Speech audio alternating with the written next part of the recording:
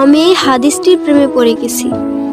আপনি যখন নীরবে ঘরে বসে কান্না করেন, আল্লাহ তখন ফেরেশতাগণদের উদ্দেশ্য করে বলেন, কোন জিনিস আমার এই বান্দার চোখে পানি আনলো? ফেরেশতাগণ বলেন, আপনার বান্দা সুখে নেই, আপনার বান্দা অনেক দিন হাসেনি। এই বলে ফেরেশতাগণ কান্না করতে থাকেন এবং আল্লাহকে বলেন, হে আমার রব, আপনি জানেন আপনার এই বান্দার হৃদয়ে কি রয়েছে, অতএব আপনি তার জন্য সবকিছু সহজ করে দিন।